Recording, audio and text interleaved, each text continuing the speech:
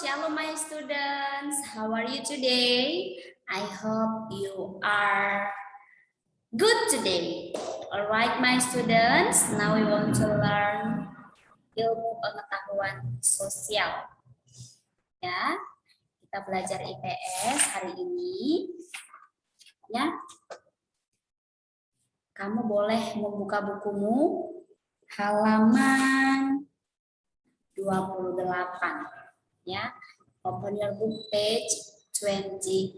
Okay.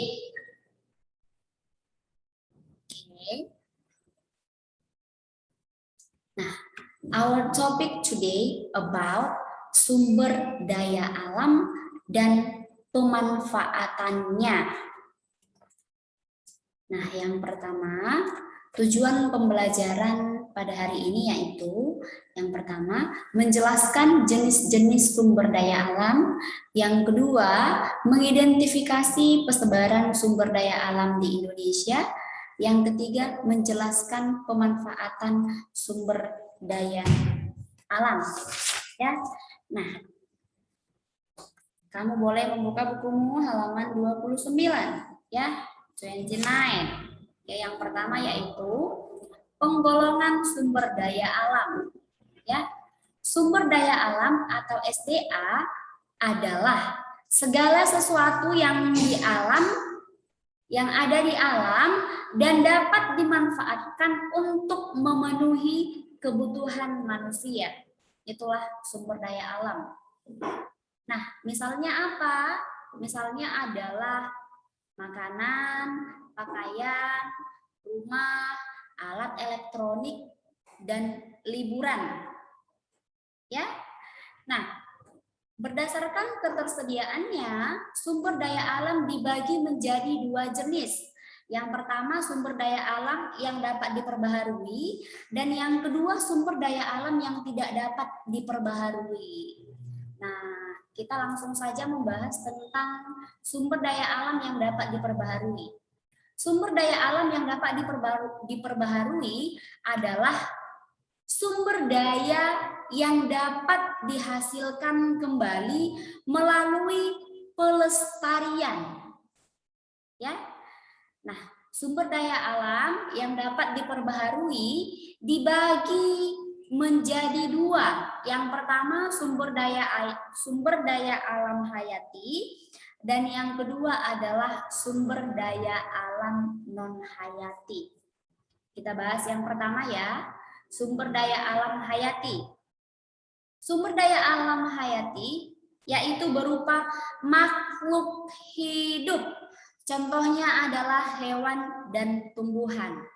Nah, usaha yang dapat kita lakukan atau usaha pelestarian yang dapat kita lakukan ya, yaitu dengan melakukan sistem tebang pilih. Nah, maksudnya kalau sistem tebang pilih ini ya, misalnya ada hutan, biasanya pohon-pohon itu dapat dimanfaatkan untuk membuat meja, lemari, tempat tidur ya. Nah, ketika kita ingin mengambil atau ingin menebang pohon tersebut, kita tidak boleh menebang pohon secara keseluruhan.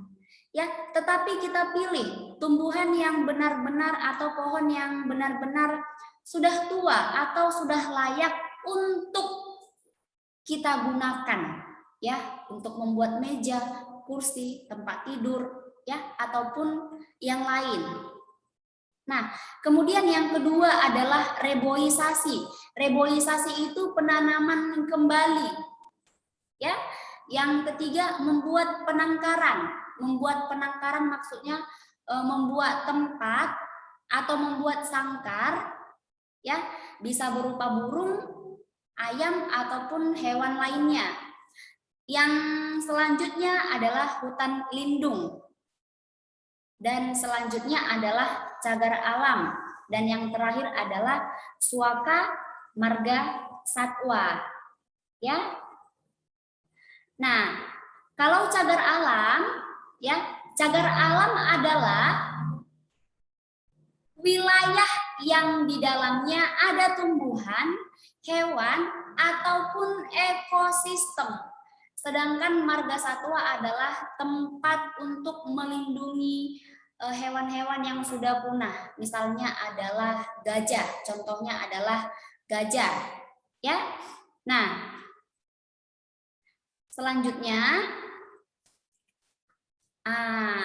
di sini ada Miss buatkan gambar, ya. Nah, ini adalah gambar tebang pilih. Nah, misalkan nih di sini ada pohon. Ini pohonnya sudah tua dan ini masih baru ditanam dalam beberapa waktu. Nah, ini jangan dulu kita tebang, ya, karena dia masih muda. Nah, sedangkan yang ini sudah layak kita tebang, ya, sudah layak pohonnya ini untuk dimanfaatkan, ya. Nah, kemudian ini reboisasi, penanaman hutan kembali. Kalau kita sudah tebang pohonnya, maka kita juga harus menanam sebagai penggantinya, ya, supaya apa? Supaya bisa mencegah terjadinya longsor, banjir, ya, seperti itu. Nah, selanjutnya ini adalah penangkaran yang tadi, ya, membuat penangkaran, membuat kandang, membuat tempat, ya, bisa berupa ayam ataupun burung. Nah, hutan lindung, ini adalah gambar hutan lindung, ya, bisa dilihat semua. Nah, hutan lindung adalah kawasan hutan yang mempunyai fungsi, ya, sebagai pelindung sistem penyangga kehidupan untuk mengatur tata air yang dapat mencegah banjir, tanah longsor, dan lain sebagainya. Nah, selanjutnya yang B, sumber daya alam non-hayati. Sumber daya alam non-hayati yaitu sumber daya alam berupa benda tak hidup, ya, berupa benda tak hidup. Contohnya adalah air, tanah, kemudian sinar matahari. Nah, kalau untuk sumber daya alam non-hayati ini, ya, usaha yang dapat kita lakukan, usaha pelestarian yang dapat kita lakukan adalah dengan menghemat penggunaan air, kemudian melakukan penghijauan, serta tidak membuang limbah ke tanah maupun ke saluran air. Itulah usaha pelestarian yang dapat kita lakukan. Next, yang kedua, sumber daya alam yang tidak dapat diperbaharui. Sumber daya alam yang tidak dapat diperbaharui adalah sumber daya alam yang tidak dapat dihasilkan kembali jika telah habis dimanfaatkan oleh manusia. Ya, nah, sumber daya alam yang tidak dapat diperbaharui dibagi menjadi 3 bagian. Yang pertama, sumber daya alam energi, contohnya adalah minyak bumi, gas alam, dan batu bara. Yang B, sumber daya alam mineral logam, contohnya adalah besi, nikel, seng, timah, dan perak. Dan yang terakhir adalah sumber daya alam mineral non-logam. Contohnya adalah belerang. Anak-anak Miss boleh melihat, ya, ada di bukunya contoh belerang. Kemudian batu kapur, granit, asbes, marmer, dan pasir kuarsa. Nah, di sini karena sifatnya yang tidak dapat diperbaharui, maka kita harus menghemat, ya, dalam pemanfaatannya. Jangan boros-boros, harus dihemat, ya. Nah, ini adalah gambar batu kapur, ya. Gambar batu kapur. Ini gambar asbes, ya. Ini gambar marmer, sedangkan ini granit. Ini adalah gambar pasir kuarsa. Yang terakhir pasir kuarsa, ya.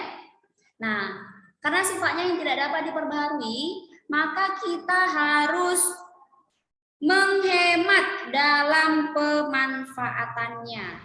Dan salah satu cara pemanfaatannya adalah menggunakan sumber daya alam dengan bijaksana, ya.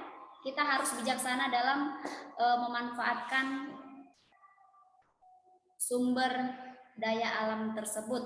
Ya, nah harapan Miss semoga anak-anak Miss dapat memahami materi ini dengan baik. Ya, tetap semangat belajar, jangan bermalas-malasan. Ya, untuk homeworkmu kamu boleh kerjakan halaman 31. Berilah tanda centang untuk pernyataan yang benar atau tanda silang untuk pernyataan yang salah.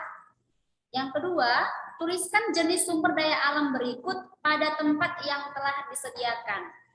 Yang pertama kan sudah dijawab, sumber daya alam hayati. Kalau gambar yang kedua itu dia termasuk kemana? Hayati atau non hayati? Ya, nanti kamu selesaikan. Ya, kalau untuk homework IPS-nya kerjakan di buku paket saja ya. Okay, I think enough for today. See you tomorrow. Bye-bye and God bless you. Bye-bye.